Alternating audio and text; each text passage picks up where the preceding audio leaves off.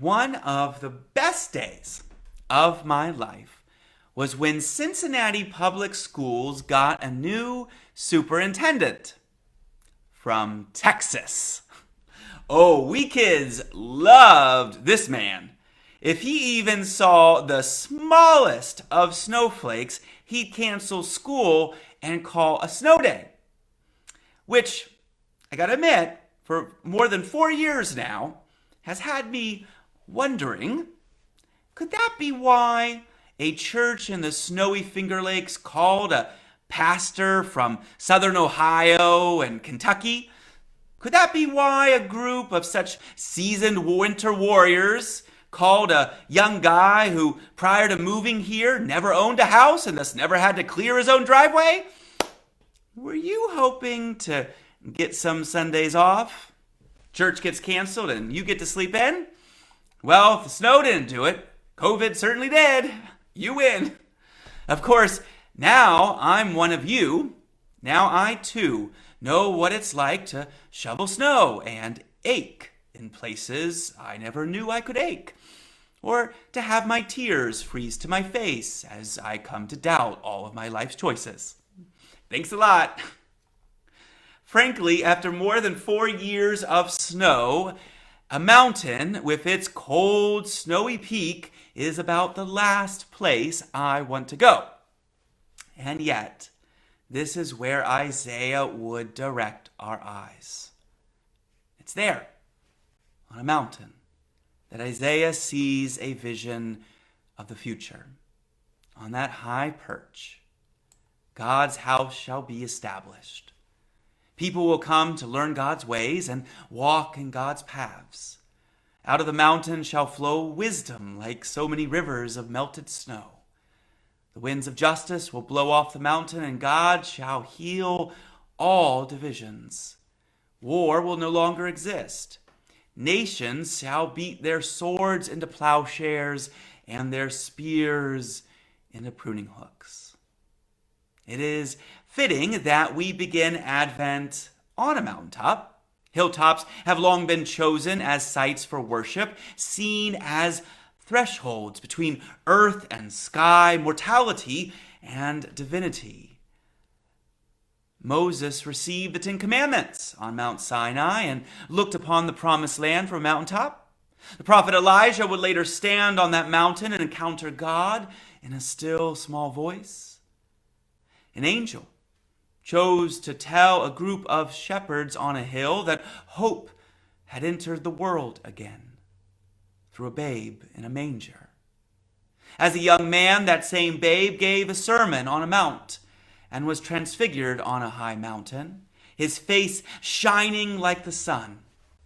Some years later, Martin Luther King Jr. would stand in a famous speech on his own mountaintop, taking in a panorama of human history and casting a vision for a revolution in human rights. But you know, it was thousands of years ago when Isaiah first saw that vision of hope perched on a mountain, and we're still not there.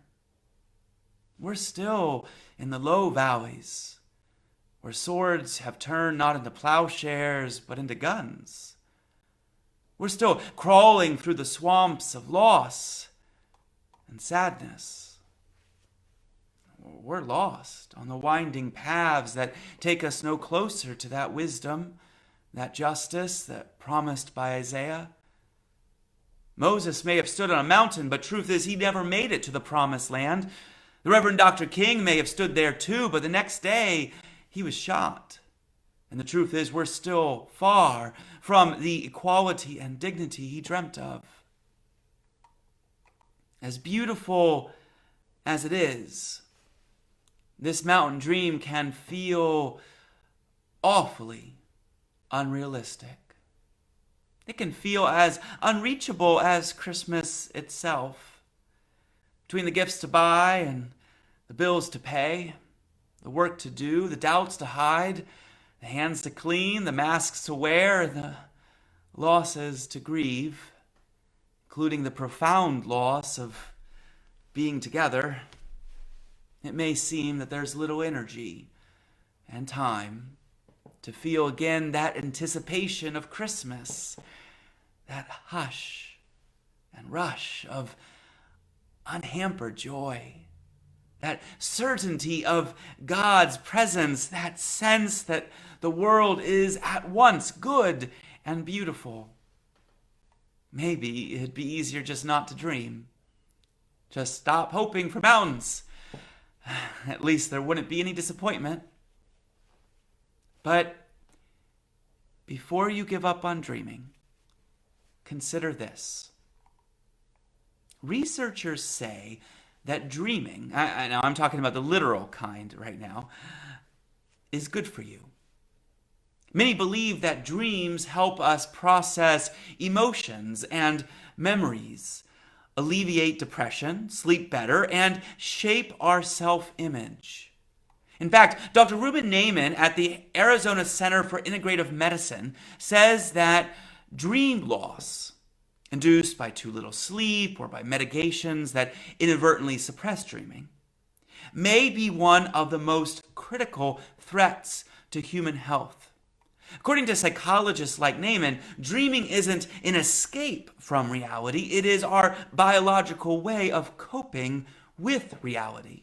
It's how we integrate the sometimes painful, sometimes chaotic fragments of our day into a cohesive whole, empowering us to tackle the next day, perhaps even confront challenges with new and subtle insights. When Isaiah speaks of this holy mountain, he's not offering a delusional escape, an opiate to dull the pain. Isaiah is no Pollyanna. The verses we just read are couched between long denunciations of evil and unfaithfulness, pain and injustice. Isaiah describes a world falling apart. He knows all too well how far off the mountain really is. And yet, he insists on dreaming. And for a moment, he sees what it's all for. All the struggle, all the prophetic words no one listens to. Part of it is hoping that a future generation, the children of his children, will inherit a better world than the one he knows. But it's more than that. The dream is his tether. The mountaintop, his perspective. It makes sure he doesn't get lost in the weeds of this here valley, that he remains tied to God, to his people, to principles more important than his life. You see, that's the thing about dreaming. Just like mountaintops, dreams are invitations to stand on the edge of another world. And just as we carry with us our mountaintop experiences when we come back down, we carry our dreams into our waking life. And with them, we bring into these valleys that other world. Dreaming changes us. It transfigures us, just like Jesus on that mountaintop with his disciples. This is where that last verse of our Isaiah passage becomes so important. When Isaiah says, "O house of Jacob, come, let us walk in the light of the Lord," he's not talking about the future anymore. This line isn't part of his mountain vision. It's an invitation to live our lives right now, right here, in the valleys, as if we were already on that mountain, as if already full of love and joy and justice. Paul, in the same way, in his letter to the Roman church, tells us to, quote, wake from sleep and, quote, lay aside the works of darkness and put on the armor of light. The sun may not yet be in the sky. He says, but the day is near. It is time to wake and bring our dreams into daylight. Can you see them? These mountain dreams breaking into our reality. Can you see a 3D virtual exhibit that brings together groundbreaking Black artists to help fuel the racial reckoning of this nation, the likes of which has not been seen in generations? Can you see Muslim young men in France standing together, arm in arm, creating a human shield of love around their town's Catholic cathedral after a deadly terrorist attack? Can you see Chris Nikic, who after swimming 2.4 miles, cycling 112 miles, and running a 26.2-mile marathon, became the first athlete with Down syndrome to complete the Ironman race? And can you see him giving the medal to his mom? Can you see a daughter getting a job in her dad's Alzheimer's care home just so that they can be together in this pandemic, and discovering that she has a calling and career as a caregiver? Can you see an Arkansas school district installing solar panels to save millions on energy and using the surplus to give all their teachers huge pay raises? Can you see a global alliance raising $2 billion to buy COVID vaccines for some of the poorest nations of the world? Can you see families all over this nation forgoing their usual large Thanksgiving gatherings, choosing to sacrifice their traditions and their pleasure, all in order to keep their neighbors safe?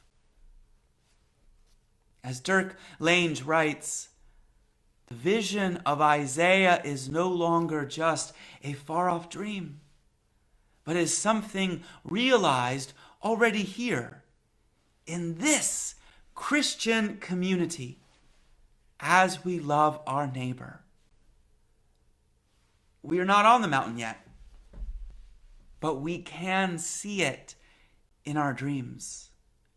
And we can walk as if we're already there.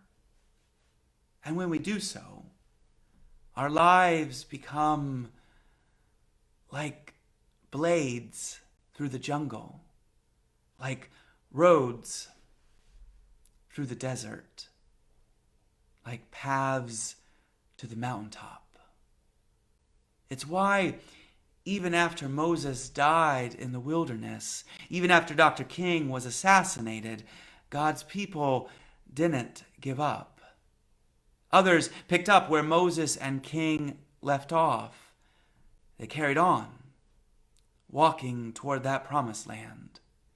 It's why 2,000 years after Christ's ascension, and still a broken world, we gather yet again to worship God in the quiet of Advent, even if it's online. It's why even now we still believe, still hope, because you and I, we're mountain dreamers. And that mountain, it ain't far off. Amen.